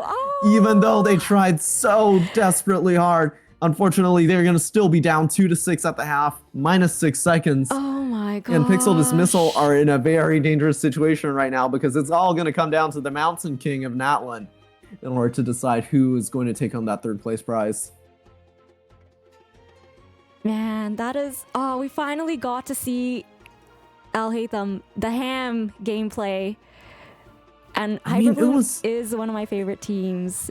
It really was going to be good, though. Like, yeah. I think, for the most part, I could see the vision. I saw the vision. That team was ready. But, okay, here we go. I think they might be able to still survive another day on Mountain King just because Yoimiya, despite being the pyro driver for this Ganyu, she's not the strongest pyro driver. And Ganyu's going to only have Bennett buff to work off here. Bennett buff, pyro res, and melt, but that's pretty much it, right? You're not getting any bonus shred. You're not going to see that 270k charge attack that you saw earlier from Rion. So I think that's just something they have to plan around, something they'll have to play around here. TGT are in fact looking to try and take home this win, but unfortunately Ganyu's going to miss that second charge attack. So we'll just have to see. Everyone takes a big hit of damage right there. Ganyu going for a late ult, try to survive and stay in that Bennett circle, which might honestly be the play. She's still sitting there firing away at point blank, with all the pyro that she can ask for being applied by both Yoimiya and Bennett while they're on field. And as she's sitting in this ultimate, I think she stands a very, very fair chance of trying to secure this match, trying to secure the round for Touch Grass together. As long as Rion can just get that gun up where she needs, finds a charge shot, and that's going to kill it at 45-34. And this is going to be interesting because I'm pretty sure that Arlecchino team that Pixel has drafted is going to clear close to 45. So I think Pixel Dismissal are still going to be able to fight for this match point. Wait, there's no way to actually play Hyper Bloom for this.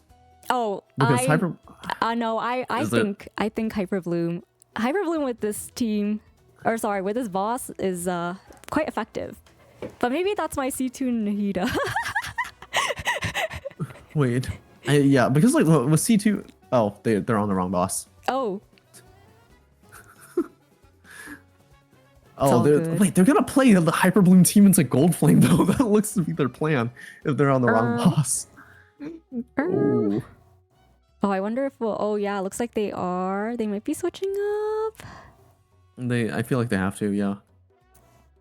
You're going to be putting Eliza on Yolan, Grigo on Shalon, and Kiki back on Arlecchino. You're gonna want to play your Vape. That's your strongest team, and I think it's fair. You know, it's pretty much all they have. Surely. So the roles you're going to want to look out for: Drago trying to keep that team alive, apply that shred. Kiki going to be your DPS. And keep in mind, Arlecchino no longer has Bond because of that Pyro Crab phase, right? And then Eliza also going to be your sub DPS, sitting there to drive Hydro, try to get those vapes ready for Kiki. Here you go, the three friends trying to save their match as they are at match point. And here they go. They're off to the races. Can Pixel Dismissal defend and live another day is going to be the real question. Arlecchino goes for a Bond stack. Shalon goes out and pops that E. And so does Yolan, getting a little bit of that Hydro on there with that ultimate. And here we go. Arlecchino gets the Bond ready to absorb. And here's the all-in coming from the team. 10 seconds in, and we're not seeing a lot of damage just yet, but this might be the phase that they have to ask for. Kiki again already running out of infusion, but manages to come back and find a little bit more damage, trying to play safe, honestly. But the pace that I'm seeing is a little below it's a low below 45. That was a big hit though. Maybe these big hits are going to be what matters. Drago gets staggered, but it's going to be a pretty close call coming in 36 seconds, and they might be able to walk away with it, but I'm not too sure. 40 seconds. And now, with only 3 seconds remaining, Pixel Dismissal are not able to take home the kill. And unfortunately for them, Touch Grass together are going to win the 3rd place in Genshin Rank Season 2. And that is game right there. So close. An amazing 7-2 victory.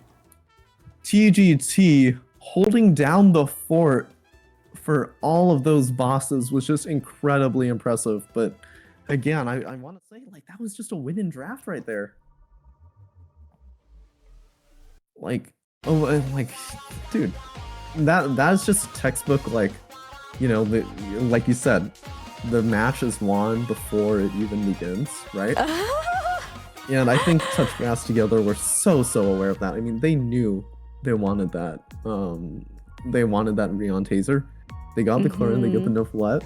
And I think it was just underestimated just to like see how much DPS it really was doing. Wow. I'm in awe. Yeah. So it was a very close call. I think in many regards, right? I think Pixel, if they played a little more aggressive, they could have definitely taken 1 or 2 bosses, at least prolonged their fight, just to like live it out till overtime. But man, I think, you know, Touch Grass together, they have an amazing roster and amazing drafter as well, right?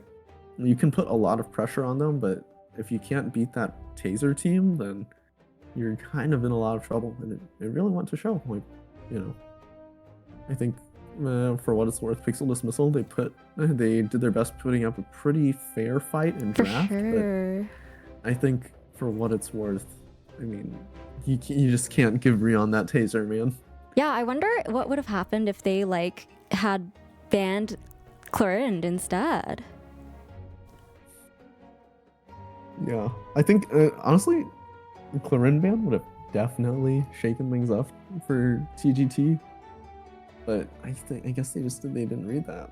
So you want to? You know what? Let's go ahead. Let's invite Pixel Dismissal over here and let's have them share their thoughts on today's match. Yeah.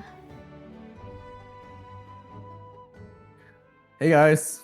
Hello. Hello. So how are you feeling? Oh, Drago? Okay, go ahead. Sorry, go ahead. You go. No, before me. Okay. No, you go. No, I'm happy to play and I'm happy that we made it this far because our accounts are really, really bricked and I thought we were gonna get eliminated in the first round. So I'm just surprised. And like we knew we were gonna lose this week. We thought we were gonna lose every week before. And we lost last week, but like so I'm happy to play and I think it's fun and we're all gonna get better shit next. Can I say that? Am I allowed to say that? Are we allowed to cuss or no cuss? Are we allowed to cuss? Does it have to be family friendly? Anyways, moving on. Thank you for tried to being keep it here. family friendly, but, Okay, friendly. I'm sorry, We'll keep family friendly. But I think you guys have played incredible. I think for a group of friends that you are, having just been Genshin veterans for so long, I mean, it's really cool that we're able to see you out here tonight. So we were really happy to have you guys play. And I think for what it's worth, I want to see you guys back next season. You guys yes, are please. Oh, for sure. Please. Phenomenal team. Meet our and I think- demands. I'm just kidding. I think that Pixel left quite the impression. No, 100%. Yeah, I mean, like, you guys have like really interesting cooks. I mean, for what it's worth, I think there were definitely times I think your gameplay could have definitely closed a few gaps. Oh, in my for opinion. sure. I think there were just one or two things that happened like every round that I think could have changed the outcome. But Eliza, can I do tiny leak? Yeah, what? A leak? Wait, What? what do you mean by Oh. leak? No, of one of our team I cooks that very- we couldn't get. Like not Oh. no, not full details, but let's just say if the Nikita hadn't been banned. You can talk. No, you can talk about the time on Crab. Oh, let's just say one of our teams on Crab got a 20-second time. Yeah, Cuddle doesn't unfortunately. Unfortunately, that is not what happened. But That's not what Yeah. happened. I think that Farina and Nahida dependency, like when you play against TGT, they just really don't care. I mean, they know it's the yeah. two options they don't have, so they just Farina. limit it instantly. That's what like messed us up in the previous two matches. Is as soon as people were like, "Oh, I don't have a Nahida, I don't have a Farina," then we're like, "Oh, well, now we have no teams, so we just need to get more. It's fine, we'll just get more." yeah, we'll So I just. guess my we'll just question, roll. Kiki, is we noticed like a couple times you played really safe on Arlecchino, waiting for Bond. Yeah. What was the reasoning behind that? Well, I was discussing with my team, and I said I'm not really confident in Soani, so they told me to stay back until I could get my burst, and that's when I went in. Oh, I see. So you're playing more around your HP bar than anything else. Yeah. I was really afraid of dying, so I Mm. That was played not a Those- concern. Yeah. As people who don't play Overworld, like most of us are very unfamiliar with the Overworld boss attack patterns, and so like having to learn all of that in the past couple of weeks, and there are so many bosses has been There's like a lot of bosses. I Yeah, there's had like no- 40 something. I had there's no a lot time. in practice. Yeah, no, and everyone's like, it's the holidays and stuff, Yeah. so it's very. I've never even practiced. I'm never- Considering that, that's like you all did like you guys did a phenomenal job. And again, considering you guys are newcomers to the scene, this is your first season, your debut. It's a pretty solid debut. So congrats. Congrats on making it this far. Yeah, we Thank really you. look forward again to seeing you guys back next season. You guys are awesome. All right, Thank- thank you so much. Catch you all later. Thank you. Yeah. Bye. Right. All right, and let's go Aw. ahead and they're such a great team too, but we have to give it up for our third place contestant Our winners. winners. Woo! Congratulations, Rion, Foster Lemmy, and our favorite moral support animal, Miles. Oh my god. He's a chicken. No, but for real though, we Actually, wouldn't be chat. here at all without Miles. So thank you, Miles, for bringing us Absolutely. together. We love The you. goat. You guys are so cute. Alright, Yeah, I mean- honestly, like, oh sorry. No, I mean, like, you guys technically only lost one match, right? So go ahead, Miles. Like, tell us, what is it about your leadership and your inspiration that has brought everybody here today? Like Yeah, I guess the honestly, tea. like when I formed this team, I didn't expect to go this far because like I'm not a really good player, and like I'm just very grateful and honored to have like this privilege of sharing the win with these wonderful teammates I have with me right now. So quick shout out to Rayon, Lemmy, and Foster. You guys are the goats. Thanks for carrying me and making like the past few weeks like extremely fun and like enjoyable. I'm always so happy to like play with you guys. Yeah, Even we though love we- playing with you. Aw. Yeah, Miles, you're even so though we amazing.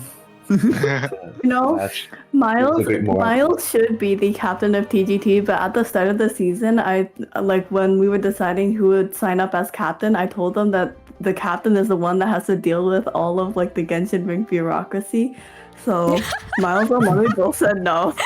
So that's why I am captain. I should Yeah. not Yeah. be.